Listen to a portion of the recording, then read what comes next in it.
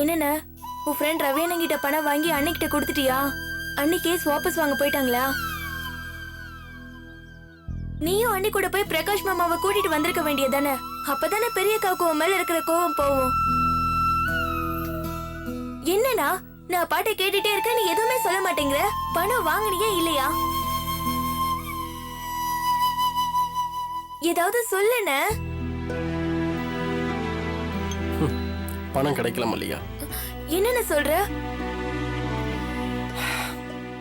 அவங்கிட்ட இருந்து பணம் வாங்கிடலான்னு ரொம்ப நம்பிக்கையா போனேன். ஆனா எல்லாமே நான் எதிர்பார்த்ததுக்கு மாறா நடந்துருச்சு. ஏனா உன் ஃப்ரெண்ட் வீட்ல இல்லையா? இருந்தான், ஆனா பணம் தான் இல்ல. எல்லாம் என் தலைவிதி. எதிர்பார்த்து ஏமாறணும் தான் என் தலையில எழுதிருக்கு போல.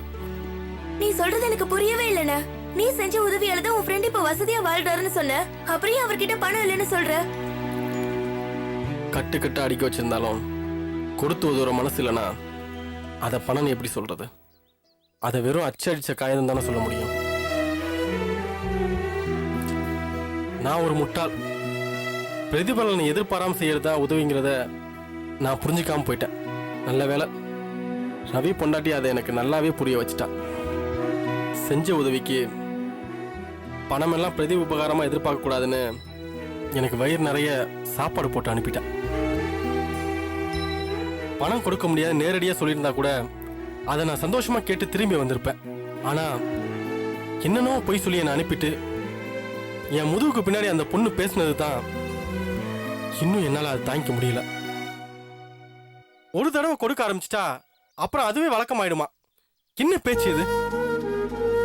இதை கேட்கவா அவனுக்கு நான் அன்னைக்கு ஹெல்ப் பண்ணேன்? என்ன மனுஷங்க இவங்களாம்?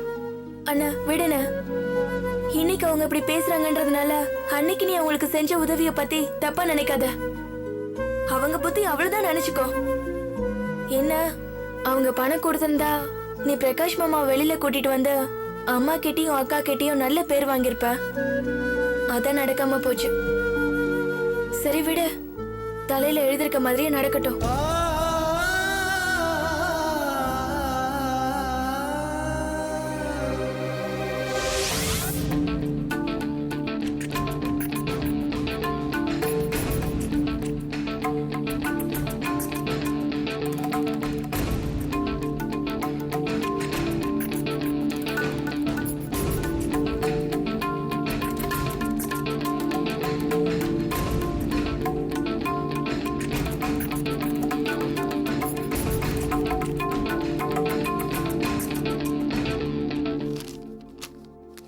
அப்ப நீங்க கொடுத்த கம்ப்ளைண்ட்டை வாபஸ் வாங்குறதுல உறுதியா இருக்கீங்க, அப்படிதானே? ஆமா சார். ஆரம்பத்துல இந்த ரவுடித்தனத்துக்கு பனிஷ்மெண்ட் கொடுக்கறது தான் சரின்னு தோணுச்சு. ஆனா சோமு அங்கிள் தான் குடும்ப பிரச்சனைய வீணா வளர்த்து பெருசாக்க வேண்டாமேன்னு அட்வைஸ் பண்ணாரு. அதான் இதுக்கு மன்னிப்பே ஒரு பெரிய தண்டனையா இருக்கும்னு நினைச்சு நான் கொடுத்த கம்ப்ளைண்ட்டை வாபஸ் வாங்க வந்தேன் சார். டேய் வாங்க.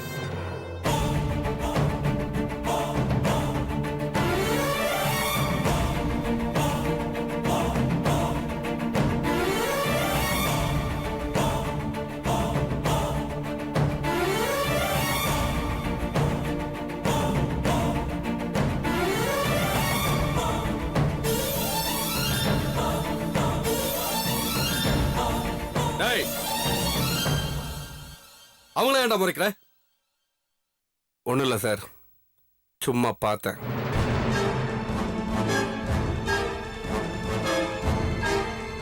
டேய் அவங்க எவ்வளவு நல்லவங்களா இருக்காங்க, எதுக்குடா அவங்க கிட்ட போய் வம்பு தும்பு பண்ணிக்கிட்டு இருக்க? இத பார், இதுக்கு மேல போய் அவங்க கிட்ட ஏதாவது வம்பு தும்பு பண்ண தோலை உரிச்சிடுவேன். டேய் புதுசா கல்யாணம் பண்ணிருக்க பொண்டாட்டியோட ஜாலியா ஊரை சுத்துறத விட்டுட்டு இது என்னடா ரவுடித்தனம்? பொள்ளக்குட்டி பத்துக்கு ஆசை இல்லையா? காலம் பூரா அதாவது கேஸ்ல மாட்டி ஜெயிலே இருக்கிறதா முடிவு பண்ணிட்டார்.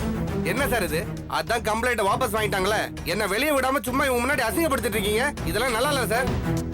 பாத்தியாமா, நான் அட்வைஸ் பண்ண அது அவனுக்கு அசிங்கமா இருக்கான். இந்தம்மா இந்த பெட்டிஷன் நீயே வச்சுக்கமா. இவனை என்ன பண்றது பாரு. Please sir. உன்னை உள்ள வச்சு தோலை உரிச்சிடுவேன். Sir please sir. சார் கோவப்படாதீங்க சார்.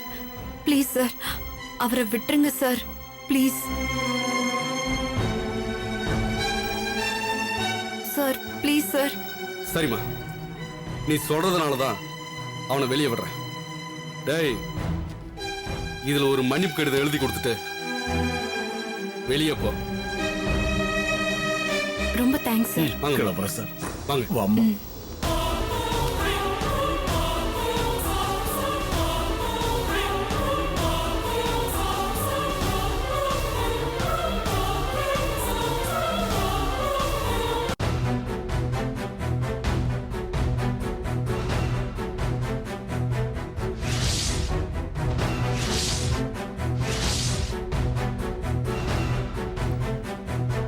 என்ன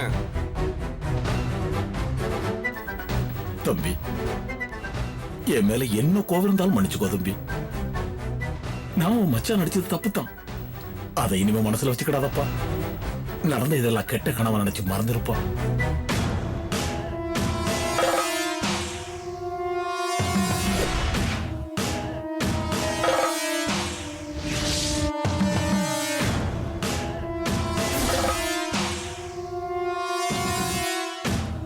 நான் அதெல்லாம் மறந்துட்டேன், மன்னிச்சிட்டேன்.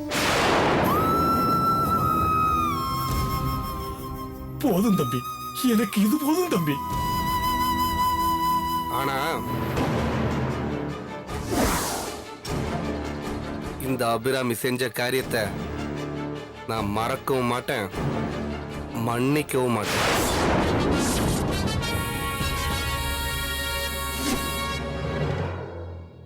தம்பி, என்ன தம்பி சொல்றீங்க? தம்பி, தம்பி, என்ன தம்பி?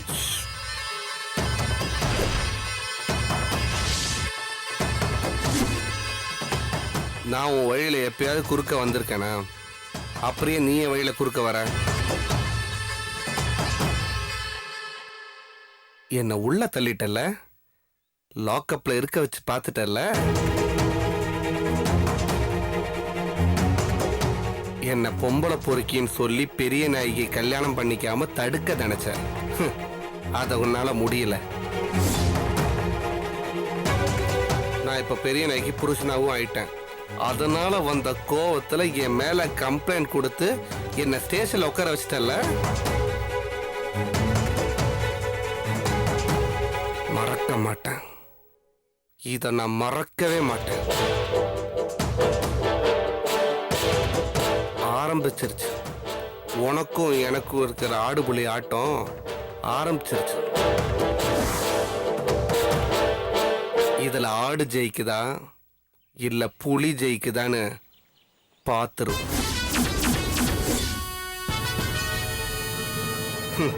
வருத்தப்படுவ, கண்டிப்பா நீ வருத்தப்படுவ. அப்படி இல்ல வருத்தப்பட வெப்ப.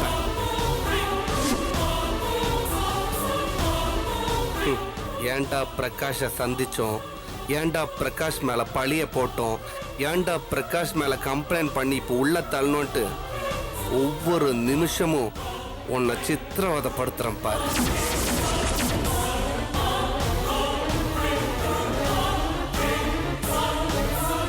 நெருப்ப நாமளா தொட்டாலும் சுடும், அதுவா நம்ம மேல பட்டாலும் சுடும்.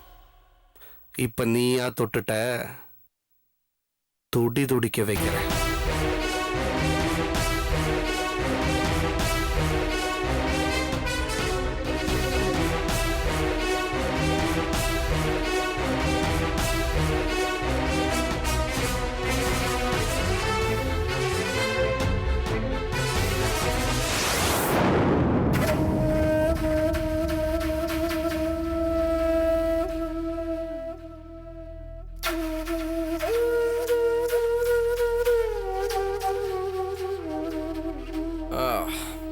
என்னம்மா டிஃபன் இன்னைக்கு?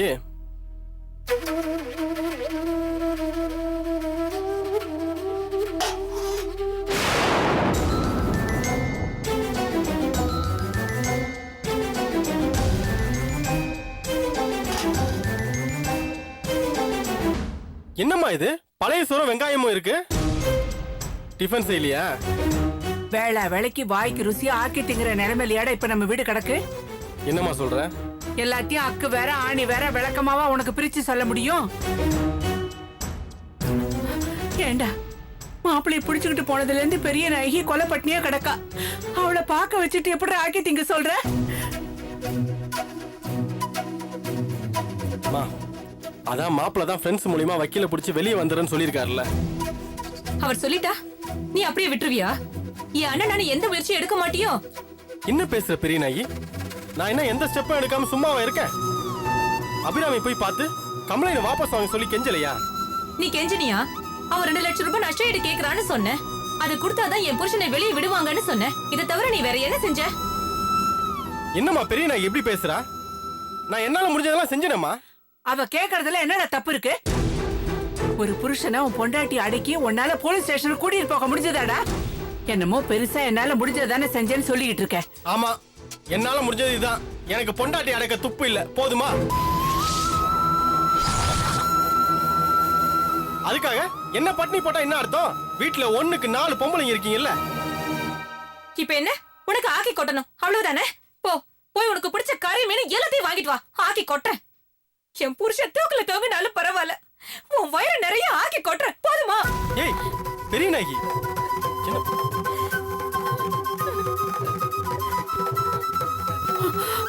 பெரிய நாயகி என்னடி இப்படி எல்லாம் பேசுற? என்னம்மா எப்படி பேசுற பாருல? என் புருஷனை வெளியே கொண்டு வரதை விட இவனுக்கு இவன் வயிற்று பசி தான் முக்கியமா போச்சு. வீட்டுல 4 பொம்பளைங்க இருக்குமா, ஆக்கி போடணுமா? ஏன் வீட்டுல ஒத்த ஆம்பளை இருந்துட்டு இவன் என்ன கிழிச்சான்? என் புருஷனை வெளியே கொண்டு வந்தானா? பேச வந்துட்டான். பொண்டாட்டி அடுக்க துப்பு இல்லாம அவன் முந்தின பின்னாடி தானே ஒளிஞ்சிட்டு இருக்கான். கூட பிறந்த தங்கச்சியோட வேதனையை விட கல்யாணம் கட்டிக்கிட்ட பொண்டாட்டியோட வார்த்தை தான் வேத வாக்கா போச்சு.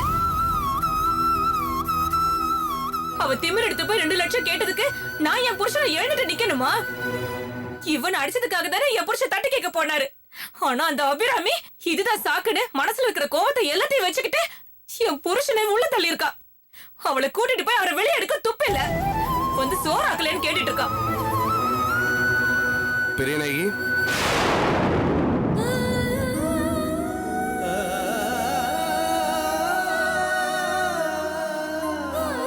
மாப்பிள வாங்க மாப்பிள. என்னங்க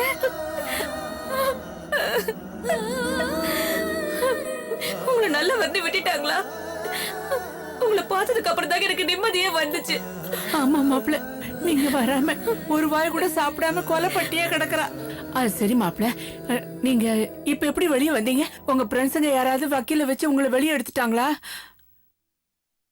இல்ல அத்தை, அபிராமியே வந்து கேஸை வாபஸ் வாங்கிட்டாங்க.